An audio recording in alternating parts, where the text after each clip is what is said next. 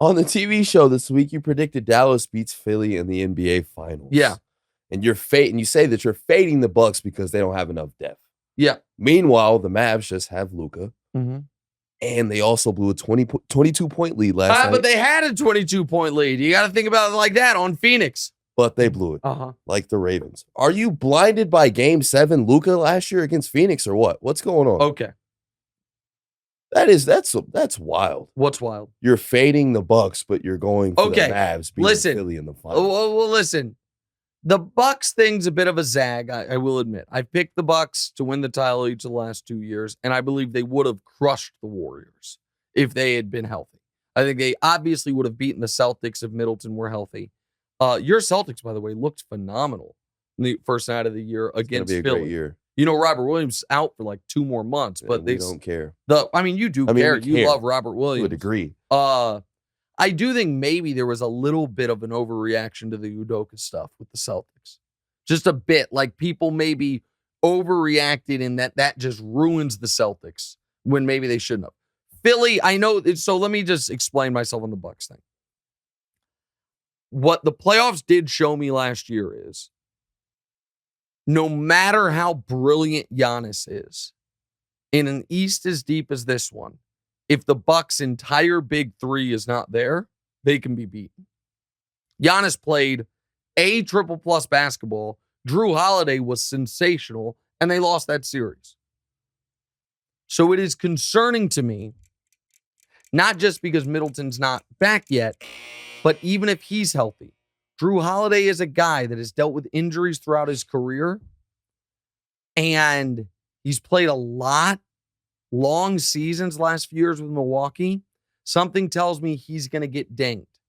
And because of that, I just can't pick Milwaukee. I know it seems speculative. Giannis is the best player in the league. Something doesn't feel right to me about them this season. So I'm taking that piece I'm taking off the chessboard. The Nets are a joke. I'm taking them off the chessboard. Celtics were very impressive in game 1. I will admit that. Let's leave them on the chessboard. They beat the people that you said were going to. Well, it's 82-game season. Yeah. Philly, exactly. I believed the Philly pick was threefold. One is Embiid is going to continue to play like a top 4 player in this league.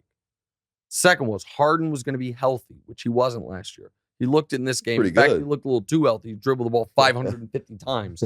And the third one, a leap from Maxey. And in fact, a fourth one, the same thing I was saying about this unprecedented teams tearing their rosters down and guys becoming available.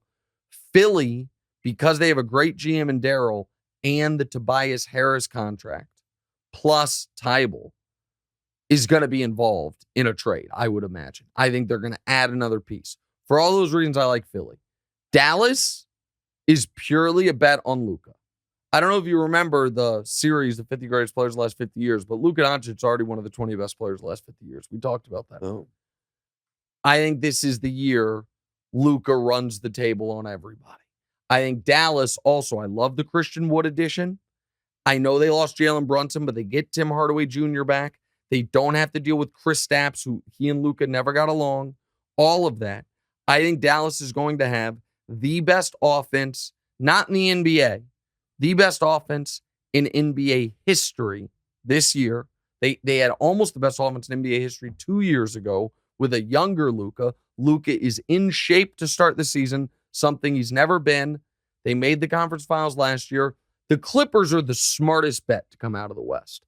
But I don't trust Kawhi to play 90 games. I just don't. And without him, they obviously can't do it. So I'm sticking with the Mavs. Go ahead. We're late, but go ahead. Let's do our last one.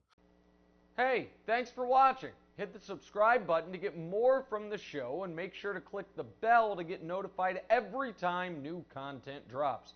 Check out full episodes of What's Right wherever you get your podcasts, or just click the link in the description below.